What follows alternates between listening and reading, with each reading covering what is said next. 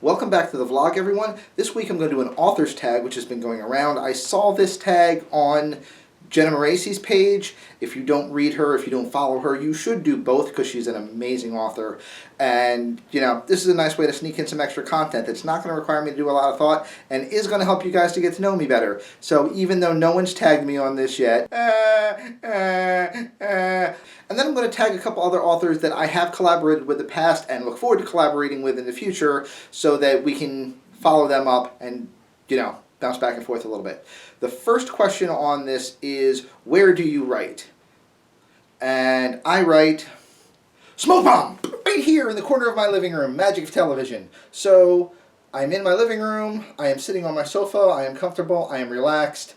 I have great daylight coming in from this side, I've got a lamp on this side, I've got my music, I've got everything I can need, and that's the place where I feel most relaxed and therefore I'm also most creative. So question number 2, tea or coffee?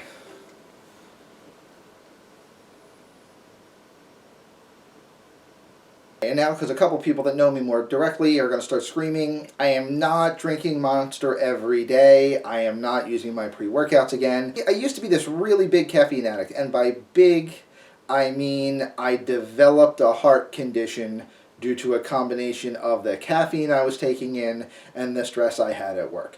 So when I went to the doctor and he asked how much caffeine I was taking, he asked, how many milligrams of caffeine do you drink a day? And I replied with, grams, sir. Grams. And it was around that time that he told me that that was going to kill me. So I kind of had to cut back a little bit. I will do a rehab, not a whole regular Monster, but I will still drink a rehab occasionally, especially if I have somewhere I have to be in the mornings, because me and mornings really don't work well. However, I do on a regular basis drink tea. It is a lightly caffeinated tea or decaffeinated tea, depending on which brand I'm getting. It is generally Earl Grey flavored. And the reason I drink tea is I have this absolutely wonderful tea mug, which hopefully the camera will focus on. That you can see it looks like a great classic Chinese China mug. However, it's slightly different because that's all kinds of scenes of wanton destruction and attacks of kaiju all over the place. And there is just something that's so creative about drinking out of this mug in the morning, because in the morning is generally when I do all of my editing and not my writing. So in the morning, I grab my cup of kaiju death and I sit down and edit whatever manuscripts I'm currently working on. Tastes like destruction. Okay, number 3, favorite book of all time. This one's not going to be a surprise to anybody that reads my blog, but it's going to be Armor by John Stakely. And the reason why this is my favorite book, it was really the one that opened my eyes to where science fiction could go. I don't want to say it's the best written science fiction book because it's not. There are parts of it that are definitely dated. But it was really what set me on the path to be able to enjoy science fiction and now to be able to write science fiction. So I can say that that book was the most game-changing for me, and thus the reason why I'm going to put it as my favorite. Question number 4, Nano, yes or no? I'm going to assume that this one is directed at me particularly and not an overall view of NaNoWriMo. My overall view of NaNoWriMo is if it works for you, hey, whatever works for you, you should be doing because it's working for you. As far as me personally, NaNoWriMo, I'm going to say, for a professional writer, I don't get it. I think that as a professional writer, you should be NaNoEvMo, so you shouldn't be not writing just because it's November. You should be writing because it's a month, and that's what you do. You're a writer, write every month. I think the 40,000 word count is a good point.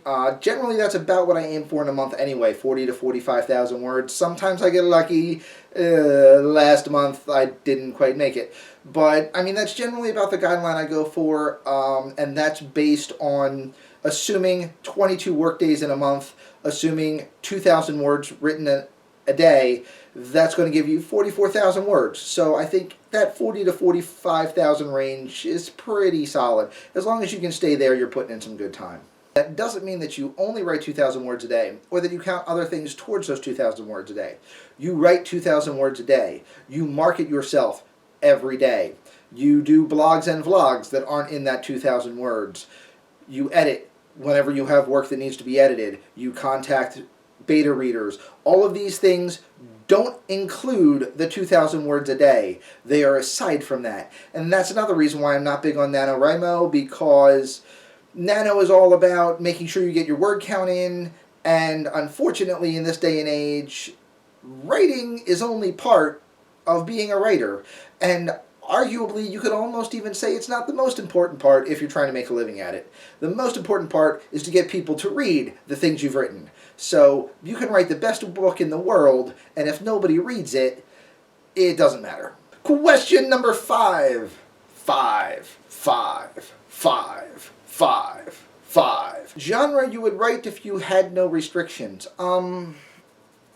Okay, I'm not sure exactly what this one means either, because last time I checked, I don't have any restrictions. I'm the writer! I can write whatever I want. Now, I understand that there are some limitations as to you can expect certain things will sell better than others, or there are certain genres where male writers sell better than female writers, and then there are certain genres where female writers sell better than male writers.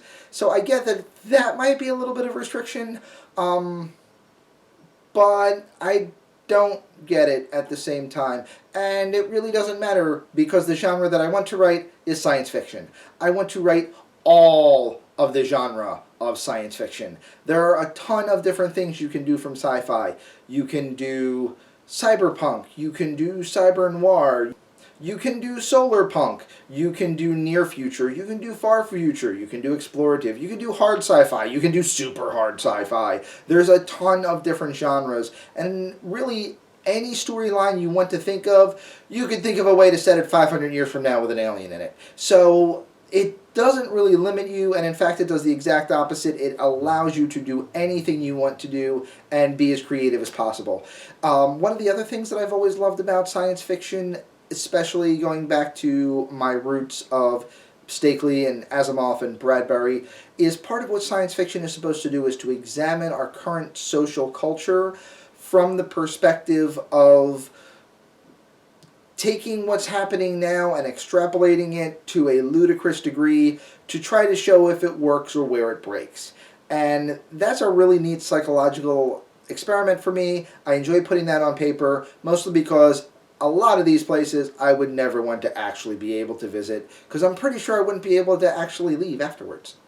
Question 6. If you could have one superpower, what would it be? I don't know. This one's kind of a tricky one. Do we consider Batman and T'Challa's ridiculous, phenomenal wealth to be a superpower? Because I'm going to tell you, some ridiculous, phenomenal wealth would not be minded up in this place. Again, from a writer's perspective, what writer wouldn't mind super speed? I mean, think about this. The 2,000 words I write a day, plus the 2 hours I spend editing, plus the hour I spend trying to network and communicate, and yada, yada, yada. I could probably get all that done in 10 minutes. Think about this. If you had super speed as a writer, you could literally produce a novel in a week. Tops. Including editing. You know, I've never really been one to do the thing that just was like the best one for my career, so I'm not going to stop there. I would say maybe I could go with invincibility, but since I've already been struck by 3 moving vehicles and I keep coming back, I think I might have that one.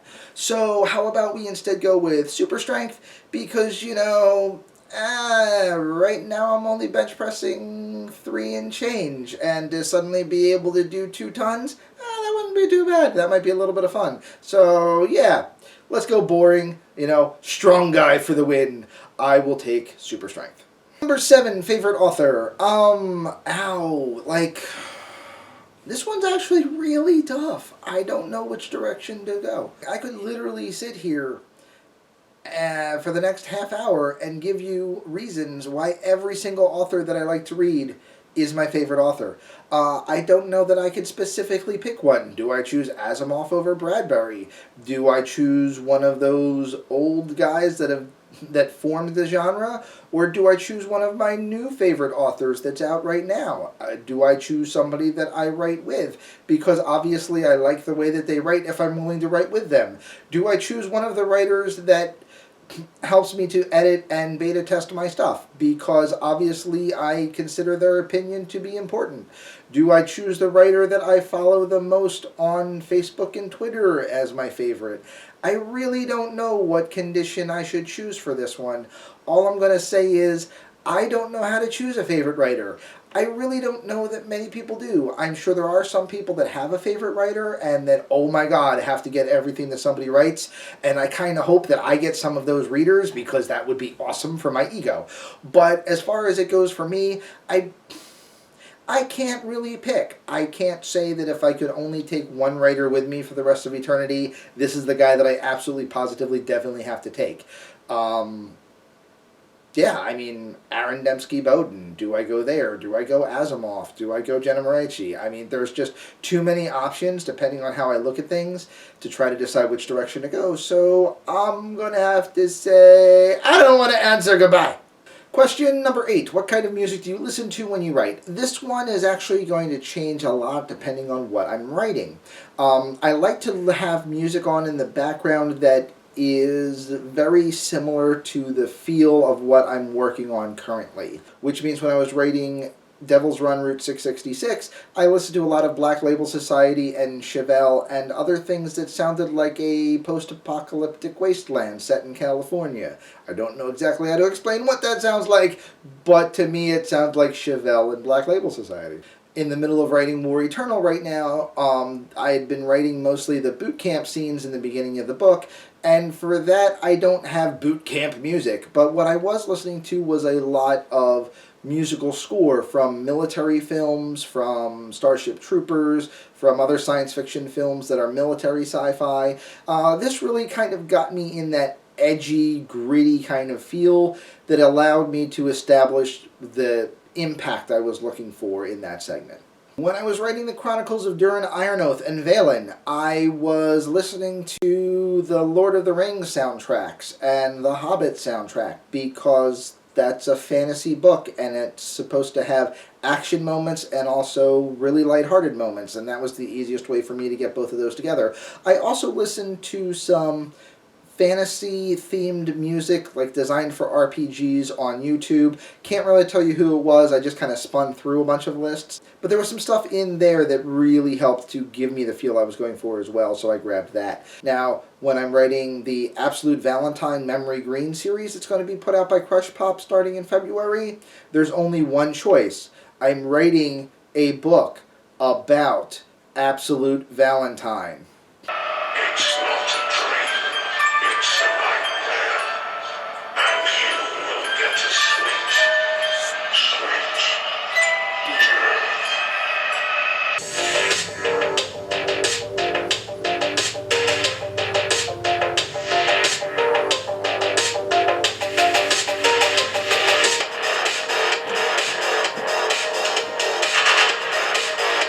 Confidentially, this has been a fun project to work on because one of the things that makes Gormageddon so interesting is that it's 80s over-the-top punk cinema cybercore like explosions and words fail, so anything I want to do goes, and literally the crazier I get, the more Monolith and Crush Pop eat it up. So apparently I need to do more really evil, heinous things with this book, which is great. Number 9, number 9, number 9, number 9. If you could live anywhere, where would that be? This is kind of a no-brainer for me because I've already answered this question to myself. I am originally from New Jersey, just outside of Philadelphia. Oh, unfortunately, I'm not Will Smith. I'm not born and raised. But you know what? That's okay too. Not everybody can be Will Smith. If they could, there would be more Fresh Prince of Bel-Air and more than one Independence Day movie. And I know they're working on a sequel, and it doesn't count because it doesn't have Will Smith. And Independence Day without Will Smith is not independent. Fanboying aside, I moved around a lot after high school and college and lived on the West Coast for an exceptionally short period of time and lived in Virginia Beach for a couple years and lived other places and did other things that the NSA may or may not let me talk about. And every single time I wound up moving back to Philly or one of its suburbs and then tried to leave and had to come back. I can't really tell you, if you're not from Philly, what living in Philadelphia is like. It's not the best city. It's not the cleanest city. It's not the safest city. It's not the best paying city, but you know what? I'm going to change something I said. It's the best city. I can't explain it. A friend of mine explained it one time, saying that Philadelphia was like that old couch you have in the basement. It's stained, it's uncomfortable, it kind of has a smell from certain spots, it's got a spring or two sticking out of it, and you certainly don't want anybody coming over that you want to impress looking at it, but if you know just how to lay on it, it's the most comfortable thing ever. And I really think that's what Philadelphia is. If you are familiar with Philadelphia and you know how to handle this city and you know how to handle yourself in this city, it's the best city ever. And yeah, I may move again, I may not. One of the advantages of being a writer is I can pretty much do this job from anywhere. But I gotta tell you, I like being in Philly. The only thing I would consider other than Philly is I sometimes feel bad because my girlfriend is from central Pennsylvania, middle of nowhere, where I'm not even sure if they have internet, actually. And I sometimes feel bad because she doesn't get a chance to visit home very often. It's like a 2-hour drive if we're lucky, 3 if we're not. So if I could be anywhere else, I might be closer to her family for her so that she can visit them because she cares a lot about her sisters and her dad and stuff like that. Unlike me, who only cares about science fiction and robots.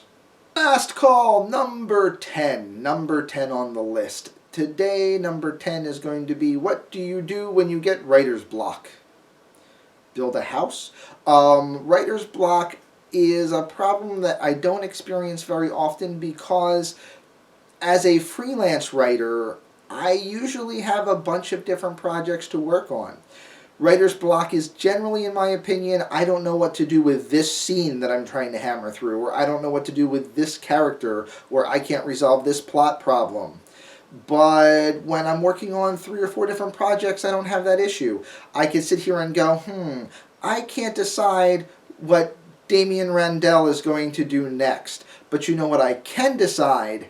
That Valen is going to try to minorly poison Durin Iron-Oath because he's upset at him messing up his lab again. Or I can go, I really don't know how to resolve this story issue I've come up with in Parallax.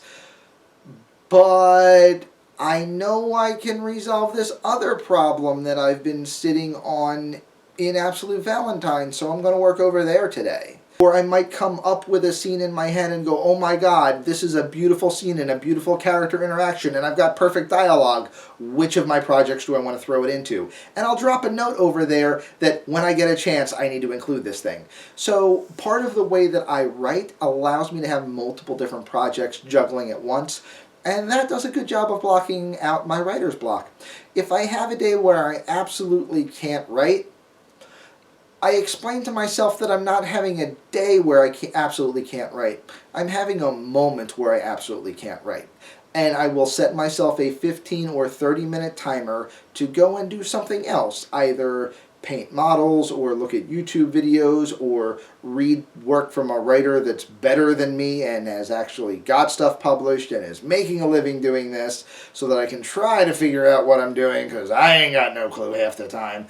But by the time that's done, generally whatever was making that stopping point in my head has been worked loose by me not thinking about it. And then I can try to get back to what I was doing. Doesn't always work, but I find more often than not, between those two sets of problems, I really don't have much of a writer's block issue. I will sometimes have temper tantrums where I don't want to write today because excuses, and then I either force myself to do it anyway because I'm a big boy and I don't want to have to get a real job again, or I don't and I take a day off. And I actually schedule myself 1 to 2 days a week where I'm not actually writing. So as long as I haven't used both of those already, I will just flip today to being one of those days and then change the other one to the day off that is no longer a day off and I gotta put in some time. And that's everything about me. So hopefully you learned a little bit. Hopefully this taught you a little bit more about me. Hopefully you're more interested in reading my stuff because, you know, I would like people to read my stuff. I currently have War Eternal available on Chanillo. The link is in my thingy up here in the corner. Actually, that corner, technically. Unless you're in full screen mode, in which case it's behind me here. You'll get to it later. And I have a Patreon page which is currently up. All of my Patreon subscribers will get fiction that will not be published anywhere else, so it's exclusive work for only $1. Not a bad deal in my book. Other than that, I have some stuff coming up from Crush Pop in February. We are only 1 month and some change away from the release of Absolute Valentine Memory Green, and I'm so excited. I can't wait to see what this what this serial does. I want to thank Jenna Moretti for putting this up on her vlog and giving me a reason to have to answer these questions. If you don't follow Jenna's blog and you're a writer, you absolutely should, because there's a lot of good stuff that comes up there. If you don't follow her blog and you like hearing interesting people, you should give her 8 to 10 minutes a week anyway, because she's really interesting and a lot of fun. And to pay this forward, I'm going to tag 2 people that I collaborate with currently. The first one is going to be New Icon, because he also has a YouTube channel already, so there's absolutely no reason for the slacker to not use it. New Icon, you're up on the block. New Icon and I work together with Crush Pop Productions. They're both printed in the Cargascio storyline, which is on Drive-Thru RPG, which is a Crush Pop production anthology of books set in the Gormageddon universe. So that's free. It's free stuff.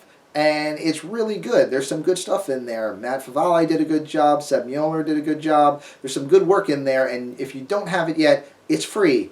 Come on, pick it up. Other than that, I'm also going to tag Michael A. Ventrella, who I have known for more years than I want to admit. And then I'm going to be seeing tomorrow when we're both at the Pocono Writers Convention. So, yay, Mike! He doesn't have a vlog channel. He's a little bit more old school and just has a blog. I'm pretty sure answering these 10 questions on the blog will count too. And then he can tag his writer friends, because he knows a lot more writers than me, because he's a published author and has been for years, and he's better at this than me. So hopefully he'll put up those questions, and New Icon will put up a video answering some of his, and we'll all have more information. I want to thank you guys for stopping by. Hopefully you had some fun. Check out my stuff, check out my links, Patreon account and Chanillo account, very much appreciated. Download the free copy of Cargascio and enjoy that, because it's free and there's no reason not to. And I will see you guys all next week. Thanks for coming by.